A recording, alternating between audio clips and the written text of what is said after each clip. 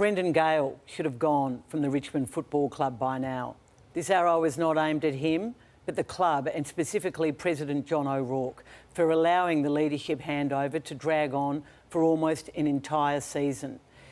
As the Tigers head into their most crucial trade and draft period for many a year, surely a new boss had to be in charge by now, driving the key decisions. I backed Gale staying and going against accepted practice because I believed he'd earned the right. And Tasmania was an unusual situation, and President O'Rourke was determined, it seemed, to hold him to his contract. But as the Tigers' season has lurched from bad to worse to outright disastrous, this situation and Gale staying doesn't seem to have done anyone any good. Not him, not the club, nor the incumbent. So Richmond sits now as it did at the start of the year, a club at the crossroads. Except now you can throw in a wooden spoon, diminishing crowds and at least 3 key players wanting out. Yeah, 100%. You can't be half in, which I've been strong on. I think Damo's been the strongest on it all. Like, the moment you say you're going... He has, in fairness. Yeah, the moment you say you're leaving for another club, you must go straight away, because you're never, ever 100% in for that club, as good as he thinks he may be or they think he could be. The moment he said he was going to another team, he had to go, and they should have another person in place by now. He's the greatest CEO, arguably, Richmond AFL has seen and any club has ever seen. So I thought he'd earned the right. That's the opposite of what you argued, though. You realise that, yeah? Well, I Earlier in think the year. you just heard what I said in the arrow. Yeah. I So backed him for all the reasons mind. I said, but I could not have predicted Richmond to be this bad this year. I don't think many thought that they'd win the wooden spoon. But I think now that there were all these big decisions, and he said he wouldn't have a say in the future. And we know it's 2 incumbents both within the club, and the favourite seems to be Simon Matthews. I just think Simon, or whoever it is, should have been running all these big decisions. They talked a big game about preparation of the weekend defence and getting their act together, and they were smashed in the first quarter despite that. To be honest, all week we've just focused on defence. We were pretty ordinary last week. We let 140-odd uncontested marks against the Saints and let them play on their terms. So we want to get into a contest and so we can put the pressure on. Yeah, you look at it and you go, yeah, the response is okay, but it's not that's not the standard. Like, you can't start an AFL game that way. Yeah, there's one thing about responding, but there's 2 coming ready to play, and our players, or we didn't as a footy club, and we let our supporters down.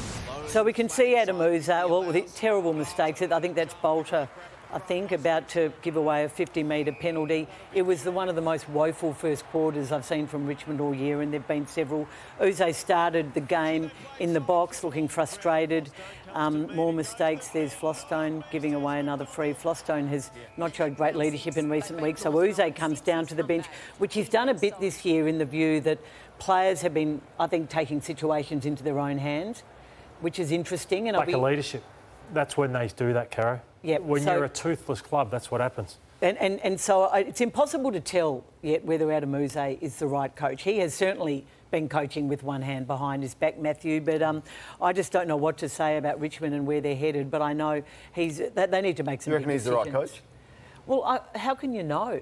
Is that a terrible first year? Well, he's been very soft, is what I'll say. Very soft. That wasn't the discussions he was having earlier. He couldn't fold effort.